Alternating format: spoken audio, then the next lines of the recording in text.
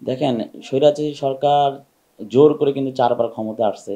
এর মধ্যে যখনই নির্বাচন হয় তখনই কিন্তু আমাদের নেতাকর্মীদেরকে সে বিভিন্ন ধরনের মামলা, হামলা দিয়ে ৬০ লক্ষ নেতাকর্মীদের উপর মামলা দিয়েছে। আমরা কিন্তু অনেক সহ্য করে দীর্ঘ ১৬ বছর গুম, খুন, নিপীড়ন, নির্যাতন সহ্য করে কিন্তু আমরা রাজপথে ছিলাম।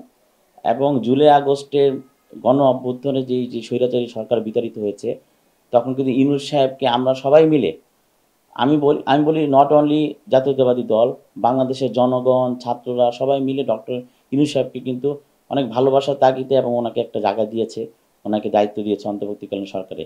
উনি কিন্তু এই যে ৯টা মাস পার হয়ে গেল, দেশের আইন শৃঙ্খলা পরিস্থিতি মানে কোনো ধরনের কোনো কিন্তু উন্নতি হয়নি। আমরা চেষ্টা করেছি, আমরা পুলিশের পাশে থেকে, সেনাবাহিনীদের পাশে থেকে সার্বিক পরিস্থিতি নিয়ন্ত্রণ করার চেষ্টা করেছি। কিন্তু একটা বিশাল একটা জনগোষ্ঠীর এই বাংলাদেশ, এখানে গণতান্ত্রিক সরকার অবশ্যই প্রয়োজন।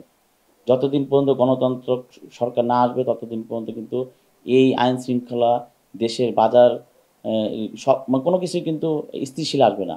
সুতরাং আমরা আমরা যেটা আশা করি, আমি যুবদলের সদস্য হিসাবে এবং আমরা যেটা আশা করি দীর্ঘ ১৬ বছর যখন আমরা রাজপথে ছিলাম, নিপীড়ন নির্যাতন সহ্য করে অনেক ধৈর্য ধরে যখন এই দেশটাকে আগলে রেখেছিলাম, আমি চাই যে আগামী বাংলাদেশ সুন্দর হোক, একটা গণতান্ত্রিক দেশ সরকার আসুক, দেশটা একটা সমৃদ্ধশালী দেশ হিসেবে পরিণত হোক।